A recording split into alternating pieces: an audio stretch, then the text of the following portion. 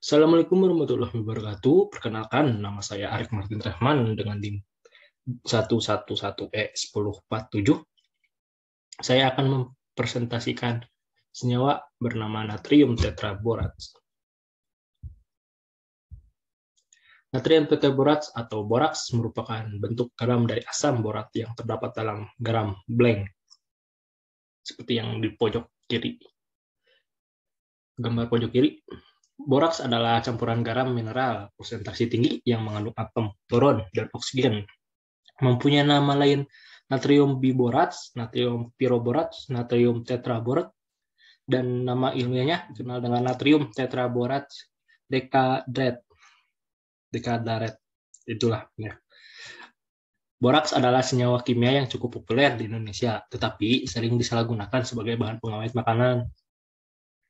Sifat kimianya yaitu boraks mempunyai rumus kimia Na2B4O2H2010 dengan berat molekul 381,43 dan mempunyai kandungan boron sebesar 11,34%.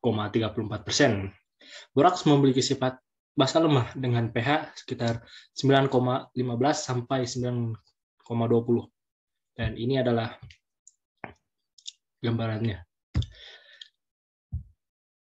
Boraks umumnya larut dalam air. Larutan boraks berkisar 62,5 gram per liter pada suhu 25 derajat Celcius. Dan kelarutan boraks dalam air akan meningkat seiring dengan peningkatan suhu air. Jadi makin tinggi suhunya, makin banyak juga peningkatannya. Sifat fisik. Boraks berbentuk serbuk atau kristal yang tidak berbau dan stabil pada suhu dan tekanan normal. Mirip-mirip kayak garam lah. Bahan kimia ini dapat dengan mudah larut dalam air, gliserol, dan alkohol, tetapi tidak larut dalam asam. Kedua, memiliki titik lebur 2275 derajat Celcius.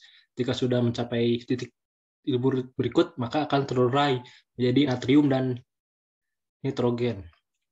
Yang ketiga, kelarutan dalam air 1,6% pada suhu 0 Celcius, 2,56% pada 20 derajat Celcius, 8,79% pada 40 derajat Celcius.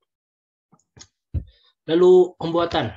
Larutan boraks 0,1N dibuat dengan cara menimbang dengan teliti 1,9072 gram boraks dan dilarutkan dengan Aquades. Kemudian dimasukkan dalam labu ukur 100 ml dan diencerkan dengan Aquades sampai tanda batas.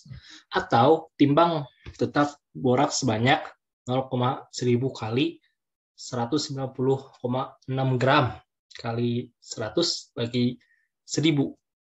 Hasilnya itu adalah 1960 gram dengan kertas timbang.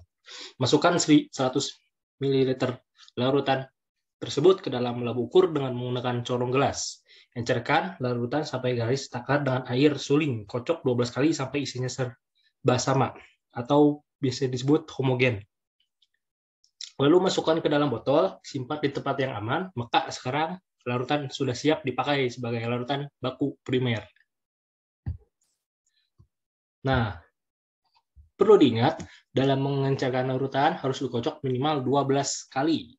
Karena jika tidak, larutan tidak akan homogen dan dalam pemakaiannya tidak akan maksimal. Dalam pengenceran harus tepat pada garis takar dan air pengencer harus bebas dari CO2. Karena agar kadar CO3-nya tidak bertambah dan hasil yang diperoleh akan tepat. Selain itu, dalam menimbang boraks harus teliti agar kadar boraks tidak berubah atau berbeda. Lanjut. Penggunaan.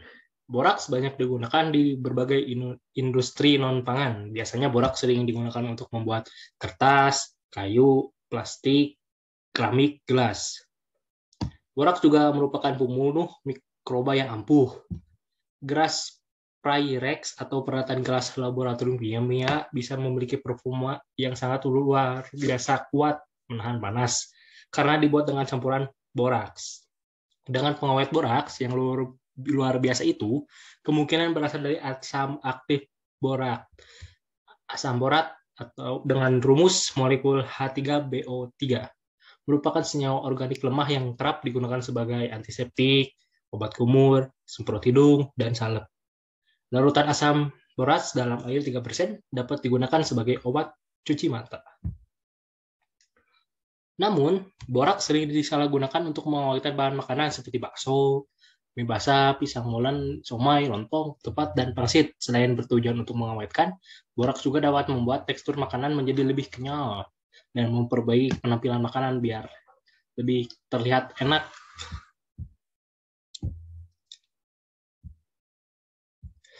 Nah, mungkin sekian dari saya. Mohon maaf jika ada kekurangan. Ya, dan terima kasih kalau ada kelebihannya. Sekian dari saya. Assalamualaikum warahmatullahi wabarakatuh. Terima kasih.